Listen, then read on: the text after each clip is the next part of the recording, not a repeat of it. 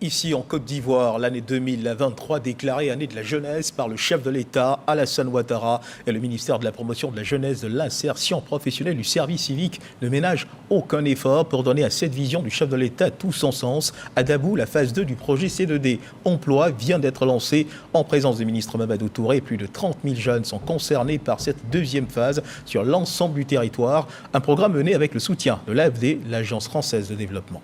Godefroy Okambawa.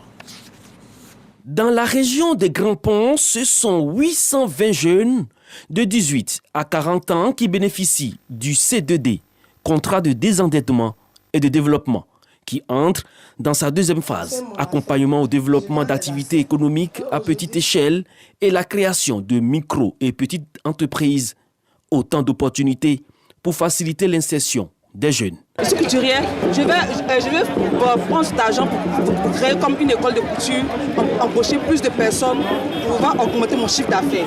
L'AFD, l'Agence française de développement, partenaire du projet, salue les performances enregistrées dans la mise en œuvre du C2D Emploi. Je crois que c'est le nombre de jeunes impactés qu'il faut retenir. Et il y a une deuxième chose sur laquelle je voudrais insister, c'est le fait qu'on dévolue ces moyens aux régions, aux territoires, aux collectivités, parce que je crois que c'est les régions, les acteurs locaux qui sont les mieux placés pour mettre en œuvre ces programmes. 2023, décrété l'année de la jeunesse par le président de la République Alassane Ouattara, et pour la tutelle, en procédant au lancement officiel de cette deuxième phase du C2D à Dabou, ce sont plus de 30 000 jeunes qui seront impactés sur l'ensemble du territoire, avec un financement à hauteur de 21 milliards 800 millions de francs CFA. Au-delà du deuxième CDD, nous avons un troisième CDD qui arrive cette année pour à peu près 76 millions d'euros, autour de 51 milliards de francs CFA, qui va traiter le service civique à hauteur donc de 13 milliards et à peu près 38 milliards pour les programmes d'insertion. Donc c'est autant de jeunes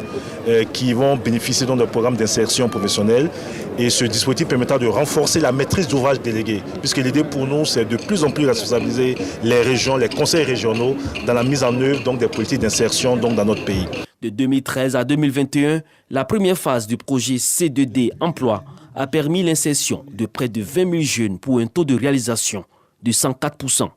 Dans le cadre de cette deuxième composante du projet, des conventions sont signées avec 15 régions pour sa mise en œuvre.